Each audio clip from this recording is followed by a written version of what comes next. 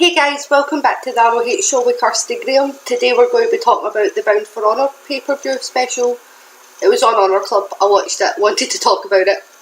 But yeah, loads happened. First of all, I want to say, I don't know if you guys will be able to hear this nonsense outside, but apparently somebody's having a party and I can't seem to find a quiet place in the room because it's so fucking loud. So I'm sorry, I'll just try and talk really loudly and hopefully you don't hear it, but if it's there, I do apologise. On a brighter note, who likes the new intro? Because I love the new intro. Andre Corbeil, I think, made it. Andre sent it to me anyway, but I love it. It's got all the people, makes me happy. Yes. But anyway, obviously Bound by Honour was over 2 nights, so I may have 17 pages of notes, but I'm going to try and shorten that down because you'd be better just going and watching the show rather than sitting. Yeah, you know how carried away I get, but there's 6 hours to get through either way we look at it, so we'll dive right in, guys. Yeah, night 1 starts. There's a lovely little video package. As always with ROH, they make everything just seem so prim and proper and beautiful, and I love it. But night 1, match 1 was that nobody came out and spoke or anything. There was no, it's as ROH do, introduction straight into wrestling. So it was Jay Lethal versus Scorpio Sky. This was a short match, but it was fun. It was an opener to a weekend of 2 nights of wrestling, so it was just quick, fast paced, lovely, nom nom. They kept bringing up Jonathan Gresham because of course they've been having those fabulous matches, him and Jay Lethal, as of late, and yeah, so they were bringing that up. But yeah, Jay was getting really cocky and kept like saying to Scorpio, like, do it one more time, do it, like telling him to slap him and stuff, and just, there seems to be this, the story they're telling at least is that there's been this fire reignited because of Jonathan Gresham, and he just has this like newfound love for wrestling, I suppose, which is a really nice story. But he's like, he was doing lots of doing lots of woos and like Ric Flair impressions and like the little bounce off the rope dance, all of that strut. But yeah, it was easy, it was clean, it was solid, it was a 15-minute opener and it was fun. But Lethal Injection and Jay Lethal wins, as you would expect. And then we went straight into match 2. This was set up, the first night especially, I'd say, was very set up in a house show way. Like when you go see ROH, like it's match, maybe a promo in between or two, but there's no fanfare, it's just let's do wrestling, which is what you're paying to go see.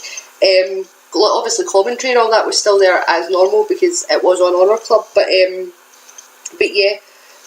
So yeah, straight on to match 2, and it was Shane Taylor versus Josh Woods with King Mo escorting him. Shane was trash talking Josh Woods as he does at the moment. I remember when he barely used to talk, he just used to beat people up. Now he's coming out and just beating them up and then shit talking them before and after and during. It works, it's great.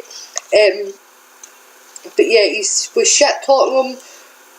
For some stupid reason, Josh Woods turned his back on him and Shane gets a cheap shot and then gets most of the opening because of it. Obviously there's a size difference and then a cheap shot to start with, so as expected. Josh tries for a comeback, but then Shane goes and gets a chair. But then Mo steps in, King Mo, he steps in, and then like gets involved. He's like, you're no doing the chair, blah blah blah. And then Josh hits like an inverted GTS knee, like has him up, and then he like brings him. It's obviously Punk and everybody who's ever done a GTS lifts them up and brings them down, but he like had them like and dropped them, but still pulled. It was a weird. It looked good. I wasn't sure what it was, but I liked it regardless. I literally wrote inverted weird GTS knee thing. That's why I kind of stopped reading it, going what? But yeah, no, I remember Woods wins off of that, so fair enough. There was lots of strikes and all the rest of it, but straight after it, Shane Taylor hits him from behind again, but then Mo slides in for the save again and Shane fucks off. which is weird because you don't usually see that for Shane Taylor, but he was picking his battles, I assume. But yeah, we then went straight on to match 3, which was a match that I was really here for. Like, most people I've seen were saying that they were only going to watch night 2 because in night 2 they would tell you everything that happened on night 1 because it played into night 2. But I'm not that person. But it was because of matches like this. It was Kelly Klein versus Deonna Purrazzo, and just the build they'd have, even just off of the last like week or two on TV episodes, was so nice. And I just, yeah, I was here for it. Kelly gets a really nice heel promo in before Deonna even comes out. She was mixing all of the women up. Like, she kept like pulling like Tenille. She was saying like Mandy Dashwood and stuff, and Mandy was on commentary, and Mandy's like, that's just rude. It's just rude not to know her names. But yeah, Kelly was getting in, once the match actually started, Kelly was getting a lot of offense in, but Deonna was still getting the best of her. Even with the offense coming in, she was still counting on her a lot. She was still like really taking charge of the match. For the most part, there was almost a count out that Kelly could have got, but Deonna get in at 18. ROH do it at 18, as everybody will know. Well, they do it to 20 instead of a 10 count. And then she goes for an end of the match, but then there was a roll-up counter, and that's how Deonna won. It was a good match. Both of them were really getting like their stuff in, but like because of how much had went into it, I was like, a roll-up one, really? I'm not one of these people that like, oh, roll-ups are stupid, it should always be finishers. I don't mind them. Sometimes they can be like really snappy and be like, oh shit. But yeah, then Kelly's looking really confused again, like she did at the Women of Honour tournament, and then Deonna's obviously celebrating, and then they start attacking. Kelly attacks her from behind. They start fighting. All of like the refs and the security and breaking them apart. And I just remember Deonna flipping Kelly off, and then the ref got them separated, and we moved on. It's keeping it going, and obviously now that I've watched the following night and stuff, I can see that there's a whole story going into this, and it was a really good match. For once, I was that person that was like, oh, I wanted a like definitive, not just a roll-up where she can argue. It was a roll-up, but it keeps me interested, I suppose. Match 3 was Kenny King versus Marty Scurll. Again, I wanted to see this because lately Kenny's been doing so much good like chain wrestling with Silas. Marty's obviously a great chain wrestler, so I was really, really here to see what those two could do together. It was weird because obviously Kenny's usually going out and he's usually really, really over, but next to Marty just now, who has that next world champ heat that we so desperately wanted to be him, that it was like, oh, I see how it is kind of moment.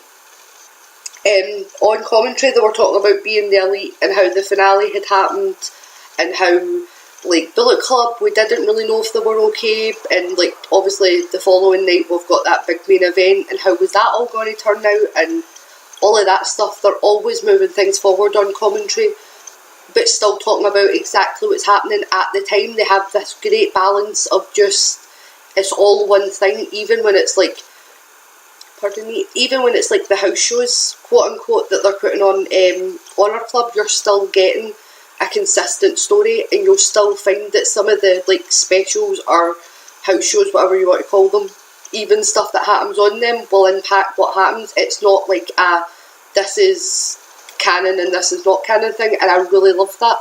And so that means for the commentary it's a lot easier to just go, this is what happened, because it all links in. So yes to all of this.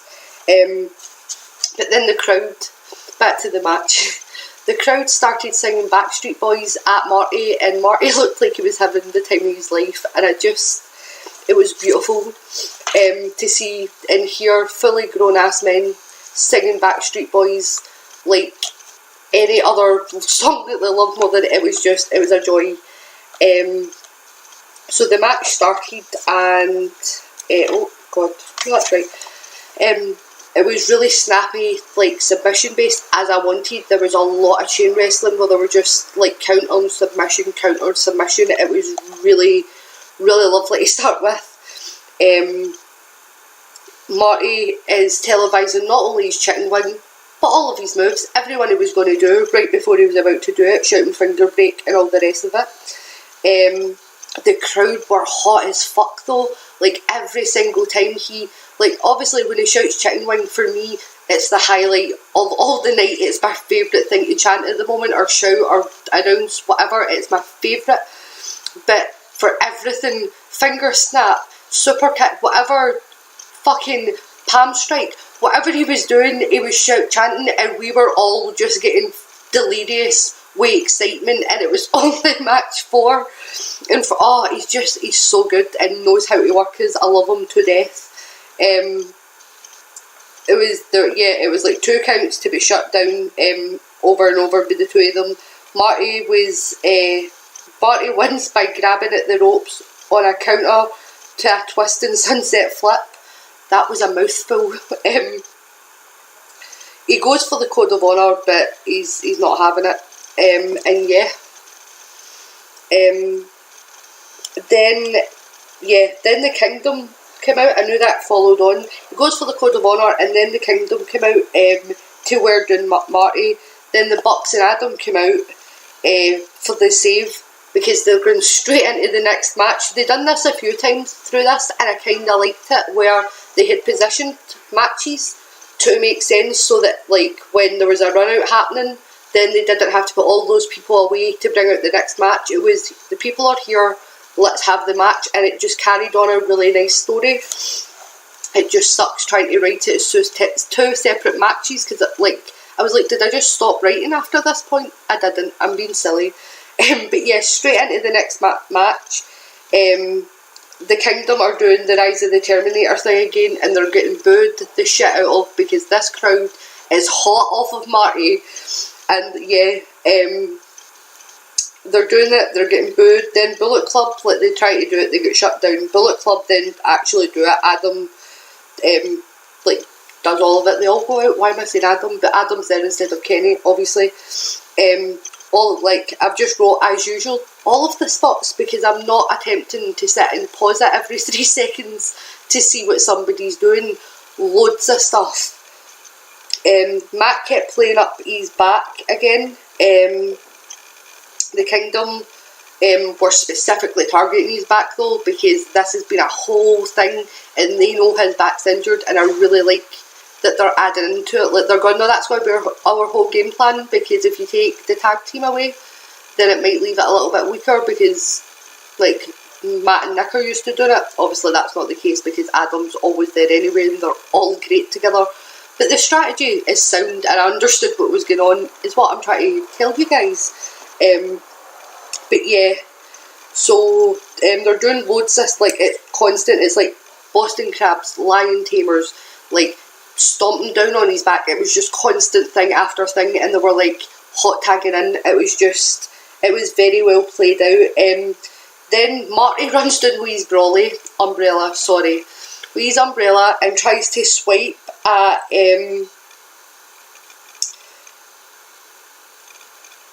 who did he swipe at? I've just said he's ran down with his brolly. I think, if I remember rightly, Vinny had his axe and was going to try and do something, and Adam ran down with his brolly to try and save them, which was hysterical, but I haven't wrote that down for some reason. Adam looks to have hurt his knee at one point as well in this match. I wrote this down. Matt Taven was arguing also with the they call him bootleg Terry, but he was dressed as Hulk Hogan this time. This like old man fan, the entire match, this guy's just chanting shit, like not even in like the we're fans, we're booing, like just talking utter shit, and Matt Taven was having none of it. But yeah, so that was the match apparently. I think with the super kicks and everything, why have I not this idiot has 17 pages of notes and has not wrote down who won this match. I think it was the Kingdom. I want to say it was the Kingdom. But yeah. So then we go out and Serpentico. Sorry. The door went. I'm back. That's why there'll be a jump cut. But yeah, so it comes out. There's meant to be like an up and coming match with some up and comers who are like maybe getting signed, and Serpentico comes out and he's doing his thing, ready to get on, and then out comes Bully and just destroys him, and he's shouting, "Do you know who I am?" And then he goes over to Bobby Cruz and he's shouting at Bobby, "I've told you before, when I come out here, you have a mic ready for me. I don't care what anybody in the back's told me. If you don't want me to kick your ass, you better have me a goddamn mic," essentially is what he's saying. So Cheeseburger comes for the run-in. The little hero that he is becoming is beautiful. Cheeseburger runs in and he says, "I've said it once and I'll say it again," walks straight up to him, squares up and says, "You're an asshole," to which everybody's like, "Oh god, he's going to kill him." And he goes for Cheeseburger, but Cheeseburger fights him back, and then there's a low blow to Cheeseburger, and he owns Cheeseburger too. And commentary were selling this like he had just murdered him. Like they were like, "You've got £225 on him. You've got like 15 years more experience than him. Like, what are you getting for this?" It was a joy. Ian and Cole are so smooth right now, and I'm loving the two of them together. But they were beyond. They were basically like, Ian was going off. He was like, if he wants to talk about where he's came from and he loves it there so much, then tell him to go back because we don't need him. And he was so angry for Cheeseburger, and it was beautiful. But that was like a little in-between segment, and then we went on to match 6. It was a 4-way tag team match. It was Silas and Bruiser versus Coast to Coast versus the Dogs versus Kaz and Daniels. But it was one of these matches that you guys know I hate, where it's a tag team match with more than one tag team, but only one person from each tag team. Only one person from 2 tag teams can be legal at any one time, and the other 2 tag teams have to try and tag themselves in. It's stupid. I hate these type of matches. Because it inevitably it's going to break down, because why would any 4 people who are trying to fight each other, well, 4 teams, try to have the hiccups, I'm really sorry guys, but why would anybody stand on the outside and watch other people take a match that they're not even involved in? It's beyond, I just don't like them. But anyway, the Dogs end up tagging opposite people in. So like, I think it was Kaz and Daniel, no, it was Kaz and LSG, and they tag each of them in, and they both get in, and then they both look at each other like we're on the same team, and then they proceed to fight anyway, because they start arguing, and commentary was like, if one of them if one of them pins the other one, do they win or do they lose? And Colt was like, both. Maybe they're geniuses. It was fun. It was a really fun comedy spot, and they were like pushing each other. He was doing his thing where he tries to like spin him around and then ram him into people. Little Willie was literally just bouncing off of people. It was a shame, especially Bruiser, once somebody else finally tagged in. Little Willie ended up shouting at Titus, "Why are you squashing me, man?" And it wasn't like, I don't think it was meant to be like a moment where everything stops and something's shouted out. He just said it in a passing, and it was the funniest moment, and commentary didn't even pick up on it, and I was giggling so hard.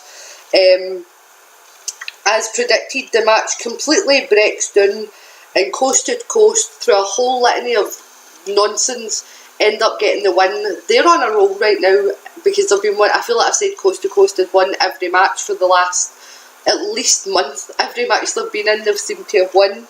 And then Ali looks at the looks at the camera and says, "We ain't stopping until we're champions."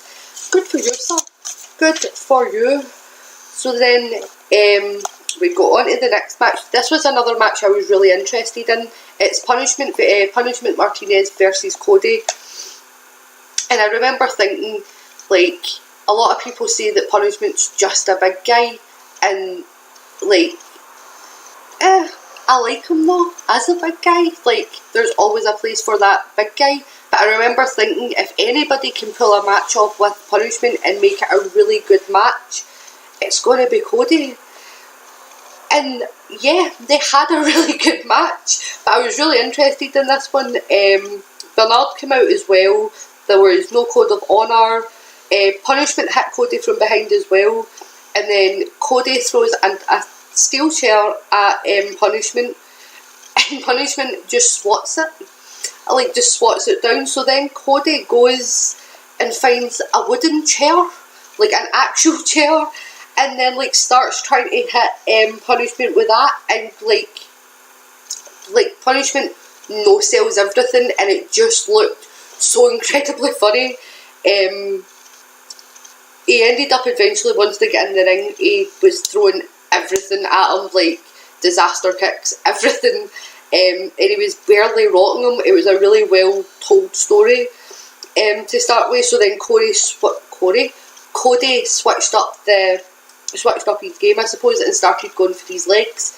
And commentary were really putting over how that was a really smart move, because he's all strength, but if he can't stand up, he's not that tall anymore. He's a lot smaller. So yeah, they were talking about that. He kept doing things like he done a dragon screw whip between the ropes that actually looked really nasty. He kind of got caught up in the ropes. It was sold really well as well by Punishment. It was all submissions on the legs for Cody though. Cody tried to he tried to expose the turnbuckle, but he didn't get to use it. There was a choke slam, but that was countered into a crossroads, which was reversed again before the crossroads was hit, and then Cody reversed it again and hit the crossroads, and then Cody won. It was a really fun match. It wasn't a long match by any means, but it was a solid, good match.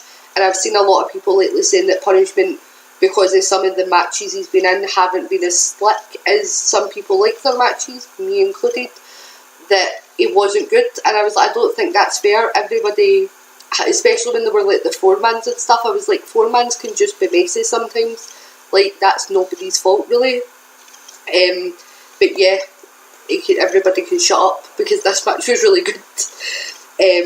But yeah, went straight on to match 7 of the night, and that was Flip Gordon versus Dalton Castle. This was babyface versus babyface, and it was just the purest little wrestling match that has ever been. It was so much fun.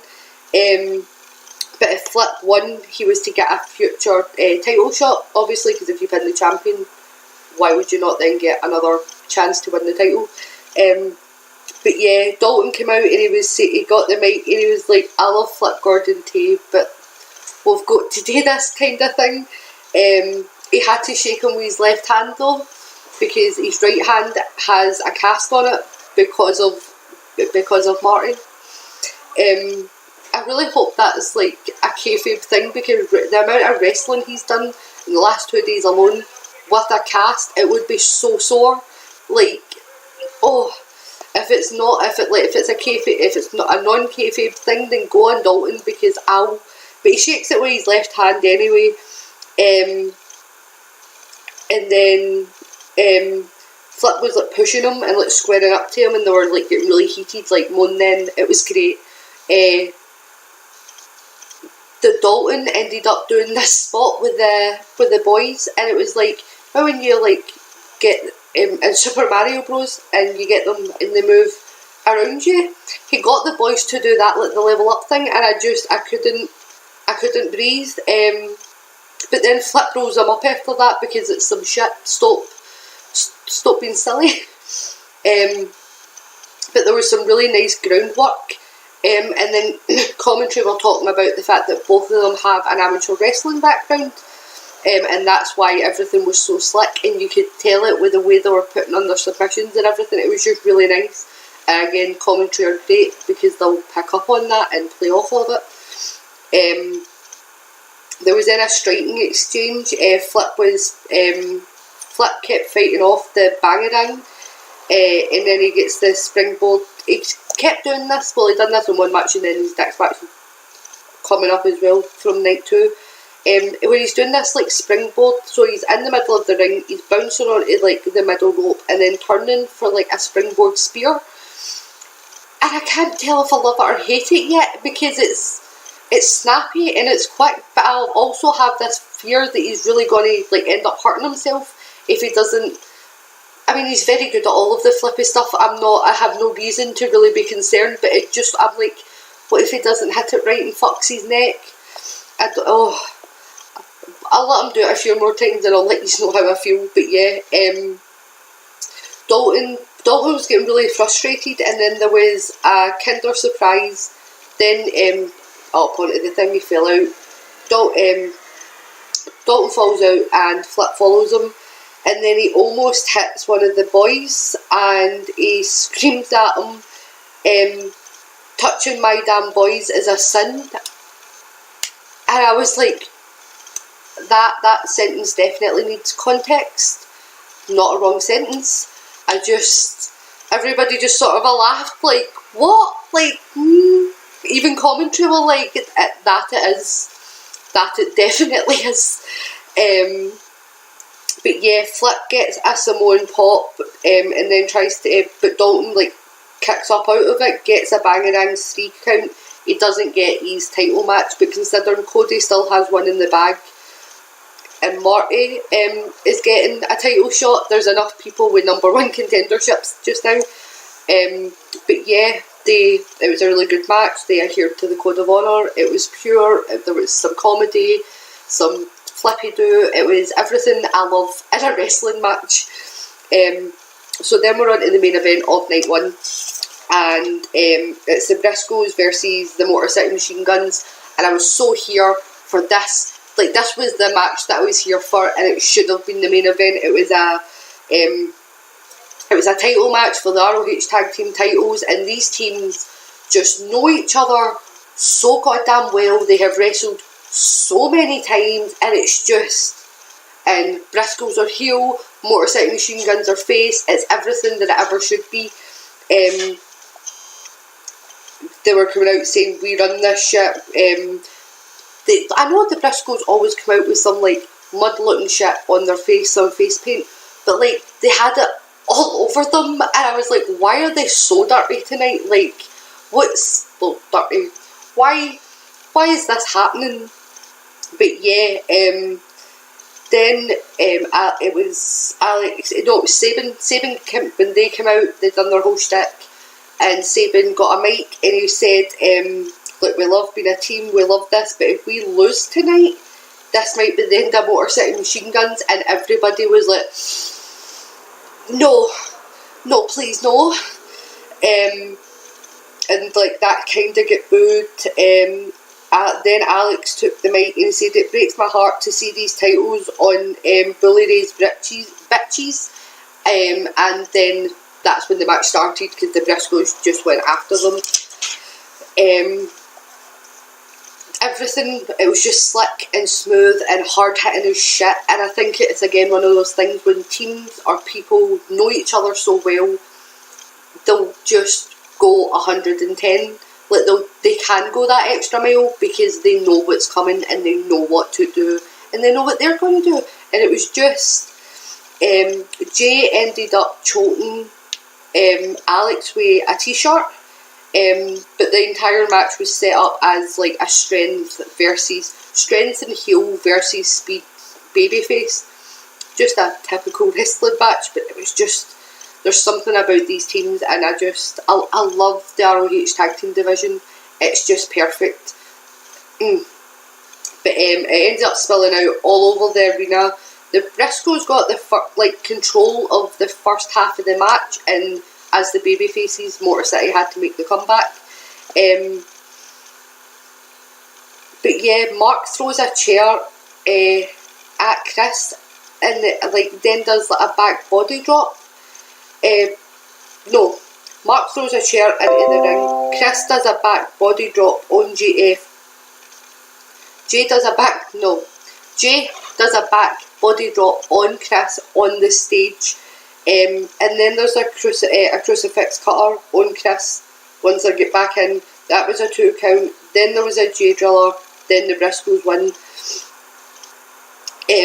But like this was so like he does the back body drop off the stage, gets him in, does that. Then they tried to do the Made in Detroit, and that was countered into the J driller. It was very a lot at the end, but it was great, and it was a great ending to the match. I think they got about 20-ish minutes, like given entrances and the talking at the start and all of the rest of it.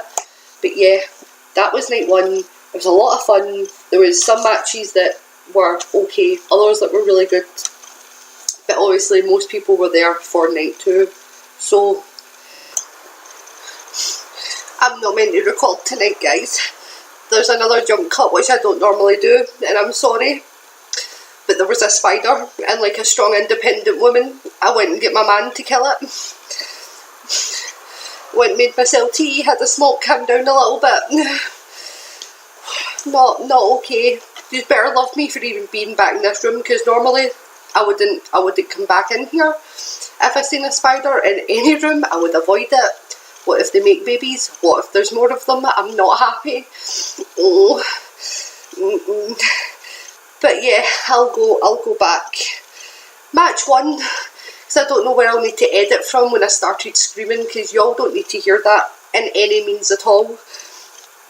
Oh, I don't like summer. Summer brings all the beasties. I don't like them. Yeah, match one, night one. Coast to Coast versus Motor City Machine Guns, because Motor City, my little nerves, Motor City Machine Guns, because they lost to the Briscoes, the stipulation for Coast to Coast for their match on night two was they would face the loser, which still elevates Coast to Coast, because they're facing the last number one contenders, or the last champions if Motor City had won. We know they didn't now, but that was the stipulation. They would face the loser, and if they faced the Briscoes and won, that would probably give them a number one contendership. But also, if they win in this match, it also looks good for them, because if they were the last contenders, obviously if they beat them, they should be the new ones. So yeah, Cole on commentary was talking about the promo from Sabin and Shelley from the night before, being like, are they done? Like, they're clearly tagging here, but is that just because they had this match booked? Are they going to, like, what's going to happen? And so the match starts. It's a very quick opening. They do a lot of chain wrestling, which was really nice to start with, but it was very, like, snappy, very quick, very, like, submission, do this, do that, like, pull through, blah blah blah, next bit. It was very, very nice. Motor City Machine Guns were getting the best of the match, which has kind of been Coast to Coast thing lately. They kind of give away most of the opening and then come for this like babyface, really solid ending. But yeah, Colt's saying that Coast to Coast are great, but Motor City Machine Guns, with all of their experience and all of their belts and all of everything they've done over the last 15 years, that's what the line is between a really great tag team and the best tag team, like arguably of the last 15, 10 years, whatever. It has to be 15 by now, at least. But yeah, he was saying that they have finesse, they know each other so well, blah blah blah. But yeah, I'm still so shook. I'm so shook. Most of the match went to Motor City Machine Guns, but Ali, out of nowhere, gets a roll up on Chris Sabin, and Sabin is fucking pissed. He just gets up, he walks out of the ring, and Alex Shelley's kind of like, oh damn it. Alex Shelley adheres to the code of honour, shakes both their hands, and then leaves. But like Shelley, Sabin is out. Like he's done. And obviously he'd been the one that had pulled the promo last night and said that they might be done if they can't win. So now that they've just been beaten by this like younger tag team, I suppose, like these newer guys that are like just starting to get on this role, it's obviously really getting to them. Maybe, I mean, it was never said that Coast to Coast were going to get a title opportunity against the Briscoes, but you've got to kind of imagine that given the position of the match and the stipulation to get their opponents for the match, that's where it's headed. But yeah, straight into match 2. We finally got the match that was supposed to be on night 1. Then that was Serpentine versus Cheeseburger. The match gets started nicely. There's a few exchanges, there's like a couple of corner spots, but like nothing major happens. And then out of nowhere slides into the ring. There's Bully, low blows Cheeseburger again. The heat that this got was insane. Like, people were pissed as fuck at Bully. Like, he's got us right there, exactly where he wants us, and it's perfectly executed. He starts saying, "Do you know who I am?" But then Flip Gordon is like, "No, we've been through this too many times." Like, he comes out, he like goes for the save. Bully then picks up a chair and goes to get in the ring, but then walks away, like, back up the ramp, and then he goes to run. He runs down the ramp again as if he's going to get into Flip, but Flip just stands like in the middle of the ring and just like waits him out. He's like, "Morning." He gives no fucks, and yeah, the commentary are still livid. They're livid from the night before. They're livid. They're like done. They're like, why is he even still the enforcer for ROH? And Colt's like, is he? And then Ian was like, they won't give me a straight answer. They won't tell me. Nobody's talking about this situation. No, none of us know what's going on right now. Like, because obviously Bully's meant to be an official almost. He's the enforcer for when all the shit was meant to go wrong, and now he's just went on this heel tangent, and it's great, to be honest. But yeah, then we go right in. Obviously they don't start the match again or anything. We go straight into no, we don't. The dogs end up on commentary for no real reason other than saying that they were meant to be doing backstage stuff, but it was an absolute mess, and they were meant to be doing a social media lounge, and Colt was like, "Do we do those?" And Ian was like, I don't. It was just a mess. But they're a commentary, but they're a comedy tag team, and they're just so much fun, and I really enjoy them right now. So off they went, probably steaming, because that's their gig. But yeah, match 3 then starts, and it's Matt Taven versus Josh Woods versus Beer City Bruiser versus Kenny King. It was a 4-way match, and this was hella fun. Vinny came out with Matt, and he had all this face paint on, almost kind of demon-esque Finn, but like it played into his, obviously, because he had like the full grin painted on, but like slightly different other like visuals. There was nothing on his chest because he's all tattooed, but he's got that. He's got the whole face paint. He's got the axe in one hand and he's got the balloons on the other, and I just feel like he has, like, visually, even when when he comes out of the bottom of the ring and that little balloon goes up, I just feel that it's such an easy, simple but so effective visual, and just seeing him in all of his crazy horror bookness is a joy, and I very much appreciate all he's got going on, but he's not even in this match. This was, as expected from an ROH 4-way, was a super fast paced spot fest, but not necessarily like high spots, because obviously you've got Bruiser, who does do his fair share of splashes and stuff, but like Josh Woods would just have like a spot of striking people exceptionally quickly, and it looking really good. Like, everybody had their own spots. It was really good.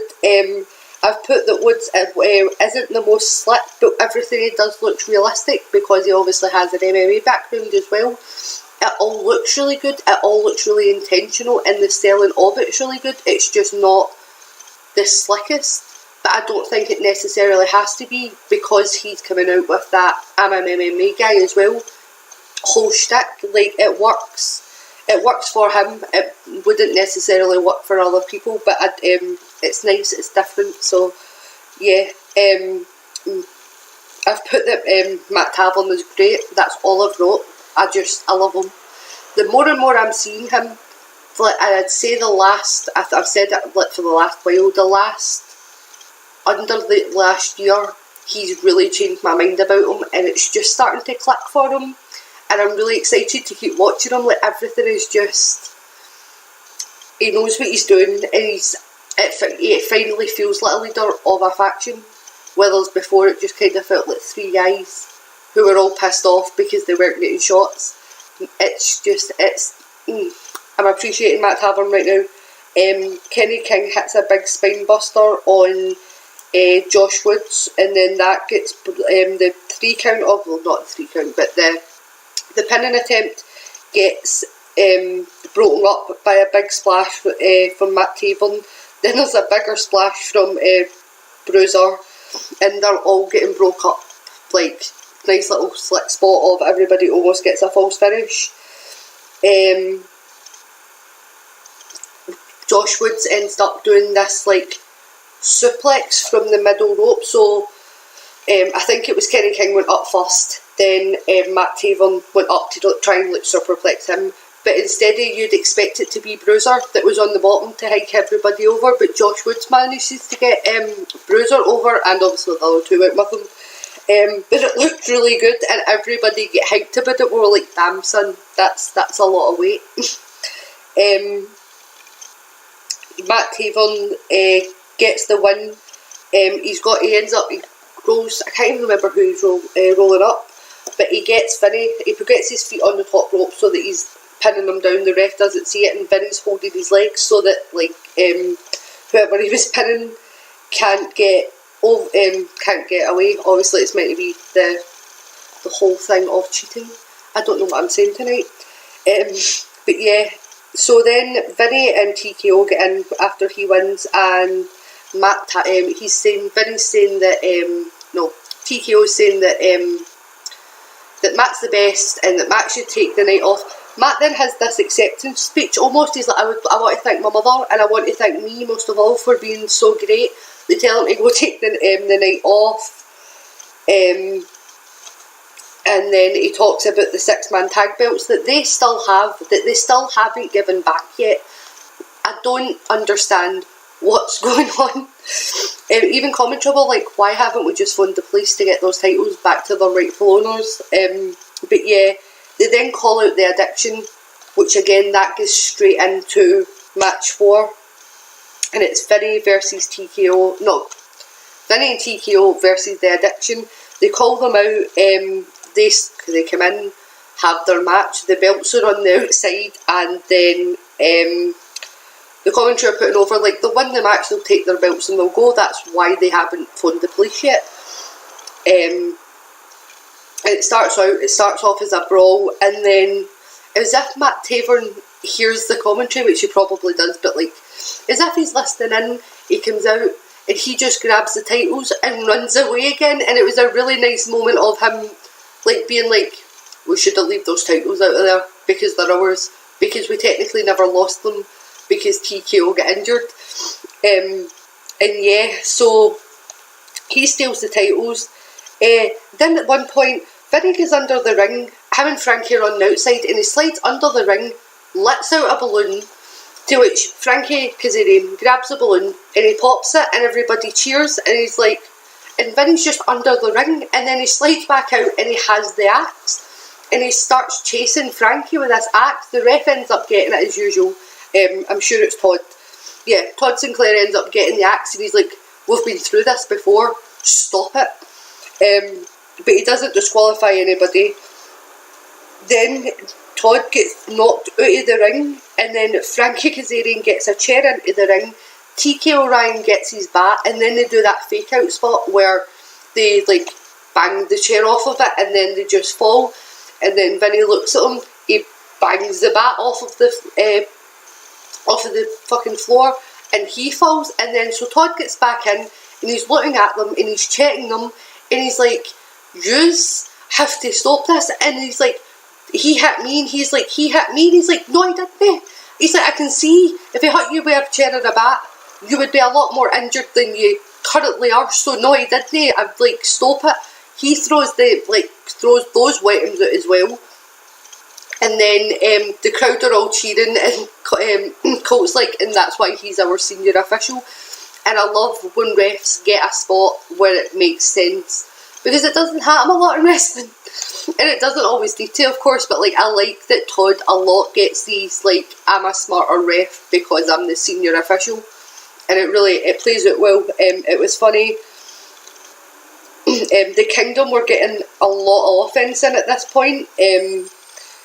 Because Daniels will put everybody over like nobody else, and it's so lovely to see somebody, obviously Frankie as well, who knows what they're worth and knows how good they are, but still doesn't have an ego too big to put over somebody else, because that's what has to happen 90% of the time in matches, unless it's a squash. And I feel like you don't see it a lot, but you've always seen it with Christopher Daniels. He's always been so happy to put over people, and I love him so much. But yeah, there's a slingshot cutter eventually from Frankie that was beautiful, but that kind of like turned everything over, like onto the Addiction's favour. There was then the beautiful Arabian press from Daniels onto the outside, and they brought up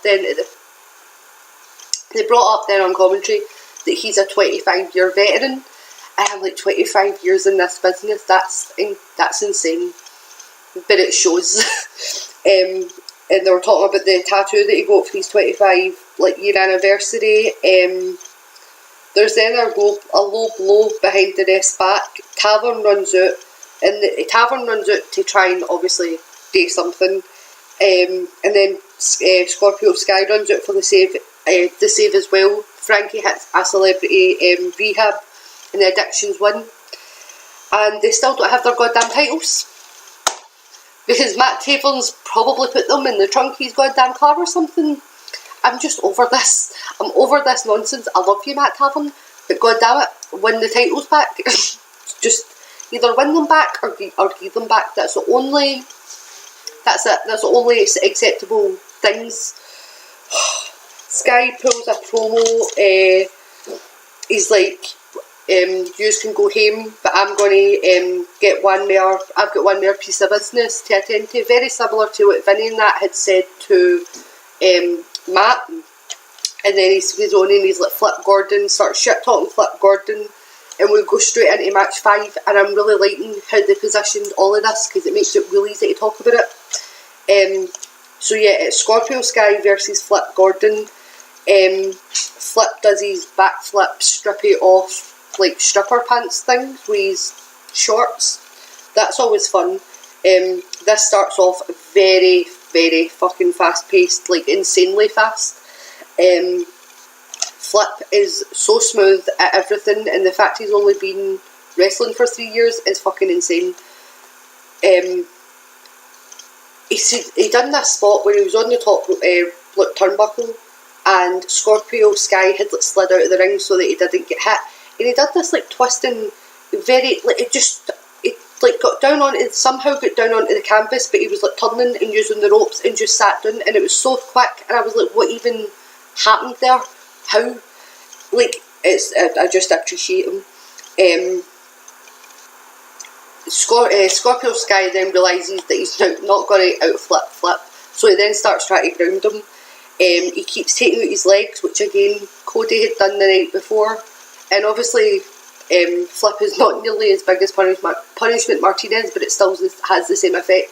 If you take his legs away from him, he's not going to be able to do anything. And it was very Randy Orton-esque, where he was going after his hands. He was all his joints, his knees, his elbows, all of that. And for a good portion of this match, Flip was selling it really well. Even when he started to get his comeback and started to get some offense in, he was still holding his elbow and hunched over, and it was more of him just fighting through pain as opposed to just no selling everything. Sky kept getting these really aggressive bursts, when they started having the back and forth. Scorpio Sky started getting these just random bursts of aggression, and it would curb any wee momentum that Flip was getting from from his offence. There was a few covers on Flip, but he was still only getting the 2 count. Then there was a kinder surprise from Flip, and the momentum really shifted then. He then done this insane, lovely double springboard forearm. So he was on one corner of the ring, he springboarded and then jumped over to the other side, like there, and springboarded off that too. To give him a forearm right in the face. He was still selling everything, and then he hit that springboard spear again, and it looked a lot slicker this time around. But I'm still not sure if I like it. It's just a really weird, because I don't know if it's people's heights or like where he's hitting, because he's almost hitting them like hip length. It's a weird, it looks strange, and I don't know if I like it yet, but we'll see. Scorpio then gets a really nice comeback sequence, but it's countered into a Samoan pop, into a standing shooting star press, which then sky counters again into a dragon sleeper, which Flip has to fight out of. They have this really nice fast exchange that you can tell it's building up to the end of the match. There's a the Star Spangled Press for the 3 count. Flip wins, celebrates, and he's up on the turnbuckle, and who comes out but Billy fucking Ray? Got real sick of your shit tonight, son. Real shit. And then he's shouting at him, do you know who I am? And then he's talking about how Flip had put up the picture saying that he was leaving, like he'd finished his United States Army service, and that he had no regrets because he was 1 year into wrestling, into ROH, and he has like no regrets. So Billy was then saying, I'm going to be the biggest regret of your life. And Ian got so heated again, like so fucking heated. It was unreal. He was like, he just can't keep doing this. He's like, what's wrong with what Flip's done? He's like, how can he say that Flip isn't doing it right? He's came here, he's worked hard, he's worked his way slowly up, and he's winning matches. What's wrong with that? He was just so heated and cold, just like patted him on the back, and he was like, it's annoying, it's okay. It was just the funniest little bit. So then we went on to match 6. Match 6 was Deonna Purrazzo versus Eva Story. She had been there, been in Women of Honour about a year ago, had went and got some more experience, is what they said. She'd been working elsewhere apparently, and so she was back. She was having a match with Deonna. Kelly Klein was on commentary. Deonna got a lot of offence in, but it was very lot of offence for her. Like, to start with, it was very back and forth. It was quite fast paced actually. Like, considering both of those wrestlers are usually quite steady paced, not slow by any means, but like it's a steady pace. It was quite fast paced to start with. There was a couple of striking exchanges. Eva then started to really try and take it to Deonna, and she tried to slow it down a little bit, which seemed to be more her comfort zone, and that's when she took control. They were both on the floor, like sitting position, after a two count from Eva to Deonna, and Deonna like rammed her head forward and headbutted her in the stomach, and it was just, you don't see that often, and it just, commentary had said they were like, you don't want to give Deonna any time, and just as they said that, she headbutted her in the stomach, and it was quite nice.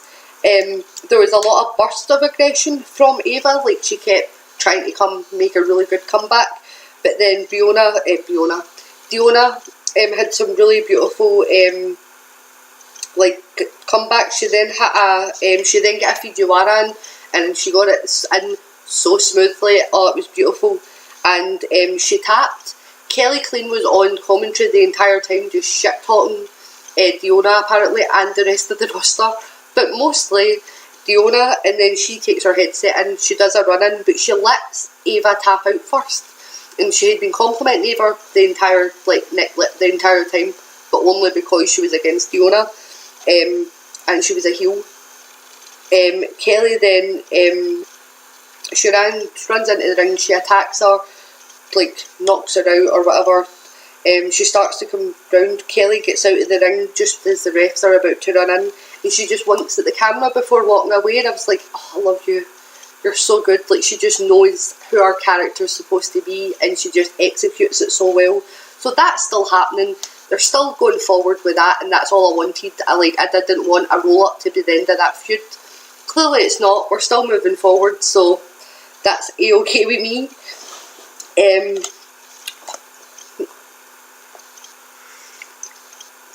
We then go on to match 7. Match 7 is Punishment Martinez versus Adam Page, and this was some shit, might I say. So Adam comes out, Bullet Club entrance, all the rest of it. Everybody's losing their shit because we all goddamn love Adam. And then he's just doing his entrance, and then out comes a fully normally dressed, like a shirt, jeans, shoes, Punishment Martinez, and he hits him with a chair and then choke slams him through the timekeeping desk. I was going to say the announcing desk, but it wasn't. Through the timekeeping desk, and then just belts. He's like, nah, I'm out.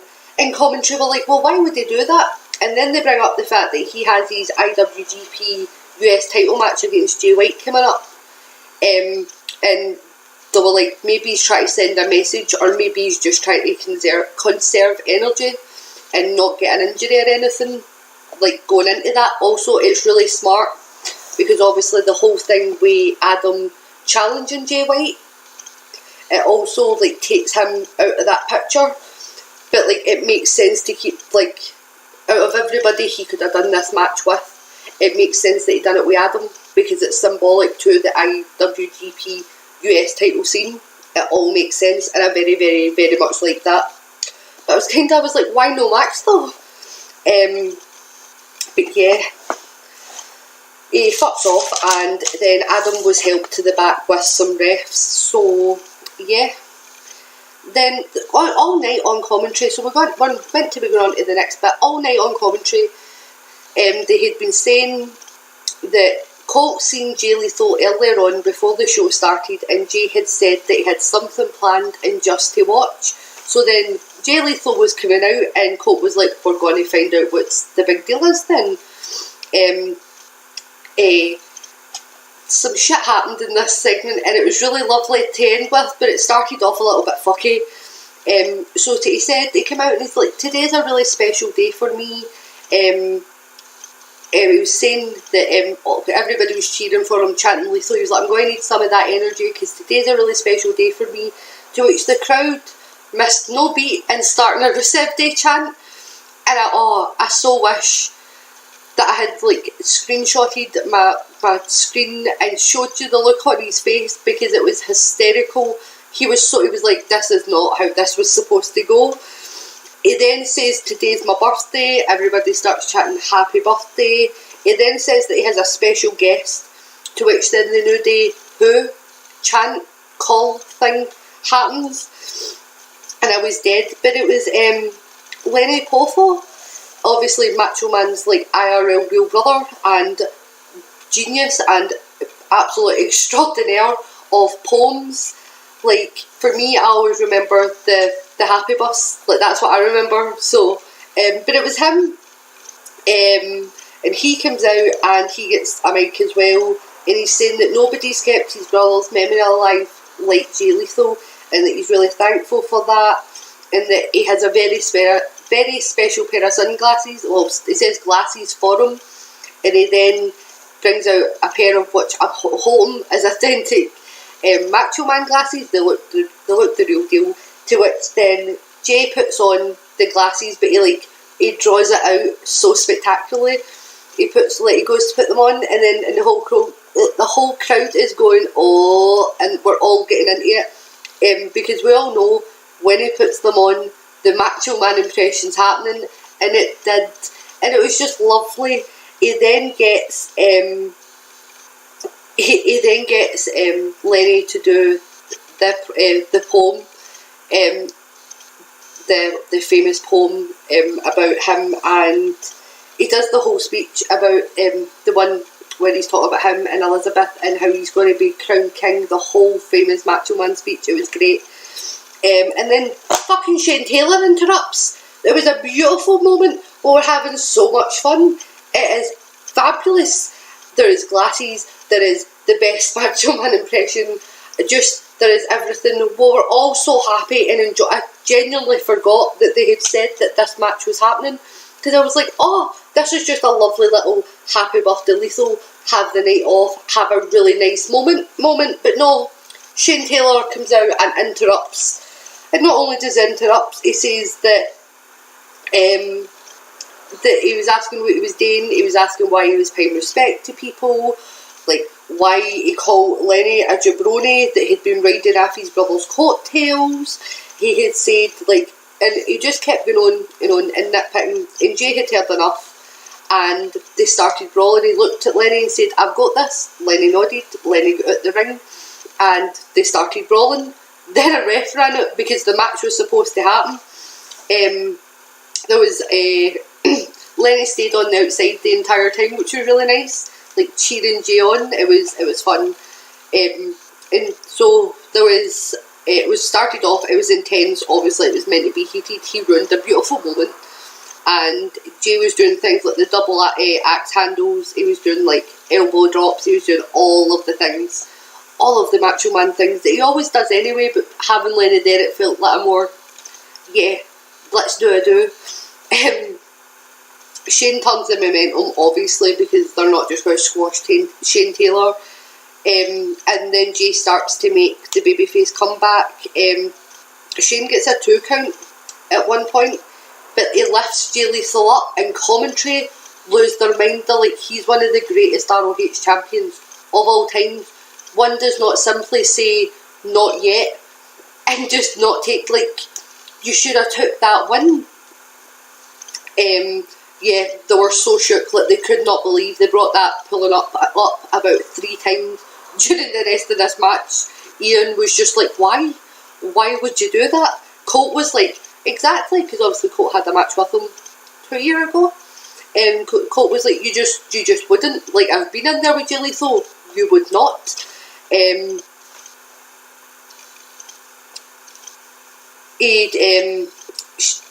one point he's trying to lift Shane Taylor, and like he goes and he can't do it, and he gets him up a little higher, and then gets him up a little higher, and this crowd was eating it up. It was so much fun. He gets him over, the crowd were so into this. Lenny the whole time's cheering him on. He then does the 3 times the suicide dive that he does, like when he does the suicide dive, gets out, bounces off the rope, does it again to the same side, does it 3 times. He goes to the top rope, then he gets him back in, does a top rope elbow drop, and then he, like, after it, gets him into a figure 4. It was great, everybody's wooing, but Shane gets to the bottom rope. Jay Lethal's going after his leg / knee after that, because obviously he's wanting the knee, so he keeps going for after the knee. Shane then out of like nowhere gets his bully bomb, but it only gets a 2 count. Then there's a second, he goes for his second rope frog splash that he does, but Jay rolls out of it. Then, like, as he rolls out, gets up, lethal injection, and then he doesn't go for the pin there, and commentary again are like, why? But then he goes for a heel to the King, and which leads, obviously, plays off of the fact that he done the, like, King being knighted? No, Kirsty. The King poem, and yeah, 3 count. Lenny then gets in, and they do the old handshake. Oh, it made me so happy, and they played Macho Man's music. And it was just lovely.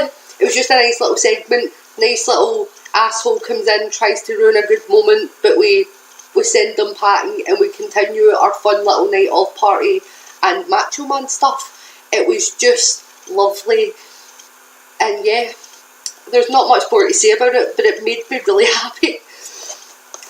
So then this was the main event, and like everything that everybody was probably here for, and it was your ROH champions versus Bullet Club main event, the 8-man tag team match. They started it off with a promo from, like, not a promo but a video package from Dalton Castle pulling a promo, and he was saying how he wasn't happy about, at first he wasn't happy about his tag team partners because they made him want to vomit blood, but then he thought about it and he's like, we're all champions, and Bullet Club, none of them are champions right now, so you know, we've got the best odds, and then he was fine with it. So then Bullet Club came out first because, you know, champions come out first in most champions should always come out last, so when there's 4 of them, they're going to come out last. So it comes out, Marty comes out first, then the Bucks come out, and then Cody comes out last because, you know, he's the leader. I'm pretty sure he came out with Bernard, but I think it was his jacket that said leader on the back of it, and I'm like, if you have to tell us, you're probably not Cody. I'm loving this storyline just now though, and I feel as if usually I come on when I'm talking about Bullet Club and I'll talk about how being the elite has added into everything, but because of the whole storyline they're doing just now, and because they haven't put out at this time when this show went live, I know the ones come out, but because there hadn't been anything, it felt really empty. Like, there was nothing to play off of. It was just, we knew that were they okay, were they not okay? There was a big question mark, whereas usually we're so, every week, here's a new Bullet Club skit, here's new things happening, here's ROH, here's this, here's that. But by taking being the elite away, it almost feels empty, like the storyline feels emptier. Stupid hair. Don't get long hair, kids, it's not worth it. But yeah, it just felt like something was, it felt different is what I'm saying, which means that's what they wanted. Obviously that's what they were going for. They wanted it to feel as if it had fizzled out, almost as if they were completely broken and nothing was ever going to fix them. So then Cole again points out that at the start of the year, like a little while ago, there was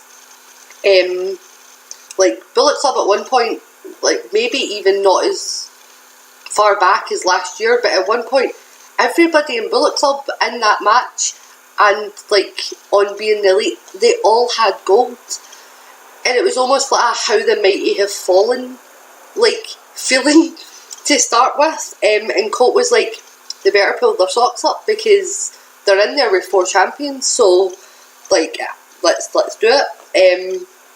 And he was pointing out how the lack of gold just proved that Bullet Club weren't fine, because Bullet Club always has gold.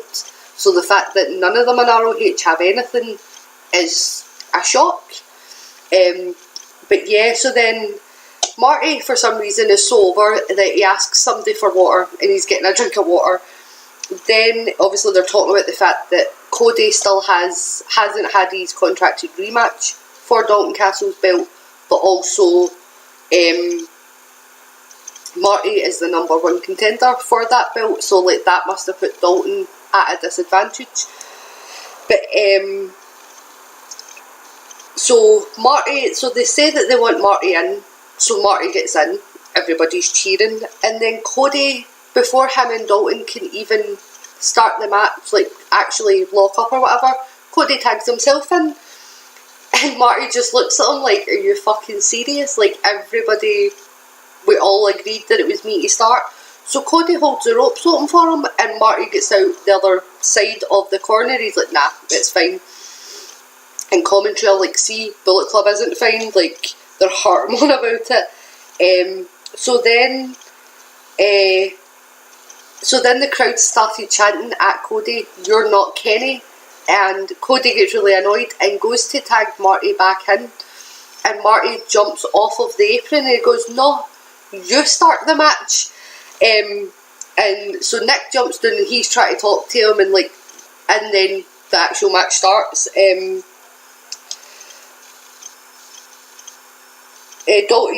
Dalton gets the best of Cody and then tags in Silas, who picks up on that momentum. Like, they're still getting the best of Cody, but Cody ends up tagging in Marty, and Marty so he tags and he gets up after hanging Silas, tags him in. Cody holds the ropes open again, like sits on them to hold them open, and he again jumps off the apron and runs round and slides on the other side like he's having nothing to do with Cody, and it's just, the storytelling just makes me happy, even if it makes me sad that they're not all okay. It's hard being a Bullet Club fan right now. But yeah, Silas and Marty have a really nice chain wrestling exchange, which again, with everything Silas has been showing lately, I want to see that. Like, I'm not against, the same way I did with Marty and Kenny, like seeing these different sides of wrestlers and seeing not just their typical matches that we know they can have. It gets me excited to know that there's more to them. So there was a really nice chain wrestling exchange. Marty gets this like almost octopus hold on Silas and goes to break his fingers, and Jay Lethal was having none of it and just kicked Marty right in the ass and broke up the tag team. Broke up the finger break. He tags in Matt, and so Matt and Jay square off, and obviously there's all of the history between the Briscoes and the Young Bucks. So then Nick and Mark also come in and square off, and then everything just breaks down at that point. Everybody starts fighting everybody. Bullet Club end up clearing the ring in a litany of spots, is the only way to describe it. Lots of things happened. Once the ring was cleared, only Matt was hugging and working with Cody though. Like, Cody put his arm around Matt put his arm back around him, but Nick and Marty were like in front of them and kind of just ignoring Cody for the most part. There was then this huge like 4-way suplex, very house show spot, but very fun, where like one person joins on, then another joins on until all 8 of them are there, and then Bullet Club get the suplex in the middle of the ring. There was a bunch of high spots that Blitz all spilled out. Everybody was fighting everybody again, and Matt done a dive off of the stage, because of course he did, and then there was a 2 boots chant. So Marty and Nick got their boots up. They done a boot each. Then it was 3 boots. So then Nick put then Cody came down, so he put a boot up, and then it went to 4 boots. But for some reason we missed out 5. We went straight to 6 boots, not books. 6 boots, and yeah, then Jay got real sick of everything and threw a chair in. And it hit Matt's head, square in the head, and it made me feel physically fucking sick. We all know, I don't need to go on about this again, we know I don't. So he was eliminated, and for a hot second, I had completely forgot that this was an elimination match, and I was like, there's like 20 minutes left, like how is this the end of the match? But it wasn't. Jay had been eliminated, so that meant that it was 4 versus 3 now. Jay then got real fucking angry that he'd been eliminated without being pinned or submitted, and hit Bernard the Business Bear with the chair, to which then Cody then went like dived out at him, was like, no, not fucking today. Mark, while all that was happening, got a roll up on Matt Jackson. Matt Jackson gets eliminated. That made it 3-on-3. This all happened within about 7 to 10 seconds of each other. It was really quick. Cody then got in to make himself the new legal man and get into the face of Mark, and he was shouting at him, "That's my bear," as if Mark Briscoe gives a fuck about your goddamn bear that has just been hit. But yeah, so Dalton then tagged himself in, and he's slapping Cody, but with his cast hand, like slapping at him and then like poking at his like chest and shit, but like it looked as if it would be sore, which I guess is what he was going for. But like, does that not hurt you, Dalton? If this is a real injury, like, is that not painful? I don't know whether to be worried or like really respect him anyway, but you know, like, surely I've never broke a bone, so I don't know how casts hold fingers or arms or any other part, like how sore it is. I've only ever like staved or like dislocated slightly. I've never like actually broken, so I have no idea, but it looked as if it would be painful. Silas then tags in and he then starts slapping Cody around, and he then shouts at him, "I'm going to show you some hard times." And I was like, kill that mofo. No. Ow. Feelings. No. It made me, I genuinely pouted when he said that, so I suppose as a heel he's done his job, but I was not happy. Nick then comes in, he gets a hot tag, he starts doing suicide dives, he does a 450, he gets the 3 count on Mark, and because the Young Bucks have the match with the Briscoes coming up for the titles, the commentary is like, well, that will give them some momentum then, because they get the 3 count, but also Mark got the 3 count on Matt, so it kind of evens it out. Jay put him sell out, so but yeah, they spoke about that. Silas then counters Nick for a 3 count. I think he got like a roll up, and like Nick, it looks as if Nick tried to kick out but didn't kick out before the 3, so therefore he was eliminated. But yeah, so that left the last 2 was Cody and Marty. And those 2 are the 2 who haven't been working well this entire match. Like, those 2 have been the problem 2. So then they just, yeah, so the last 2 is those 2 who haven't got along. There's then he doesn't call chicken wing, which made me really sad, but he hit a chicken wing out of nowhere, and Silas taps out. So that leaves Dalton on his own with Cody and Marty. Marty and Cody then hug and they start tagging in and they start working well as a team, and it feels good. It feels really goddamn good. And Dalton then Dalton ends up flitting off Cody. There's a series of really quick tags between them both, as I said. Cody ends up chasing the boys. Dalton comes out to try and save them. He throws Dalton into the barricade, throws him back in. Dalton was being the most babyface fighting champion of anything. He was just kicking out at 2, but he wasn't underselling anything. He was fighting through because he's the world champion and that's what he does. And it was just, yeah. So then Dalton, Marty goes to jump off of the middle rope. Well, he does jump off the middle rope from the turnbuckle, but Dalton just catches him and just suplexes him, and it just looked so fucking good. I was like, oh damn. It was beautiful. Marty then, they're still wrestling. Marty's then going to go for a finger snap, to which Cody from his corner jumps in and does a crossroads, and Marty just starts arguing with him again. All progress has been lost. He just starts fighting with them, like they're arguing. He's like, I was going for my finger snap, and Cody's like, cover him. Like, it doesn't matter who hits the move, it's the win that matters. Cover him. So they're arguing, and Cody's saying shit like, I'm the leader, I've hit my move, finish him. Marty covers him with a bit, but only gets the 2 count. But he'd left it like 10 seconds, so it still protects Cody's finishing move. Cody then, he gets his back out, but he sees his chance. Marty's like grabbed him up, so he's holding almost as if he's about to go into a chicken wing, but then Cody's jumped up to do a disaster kick.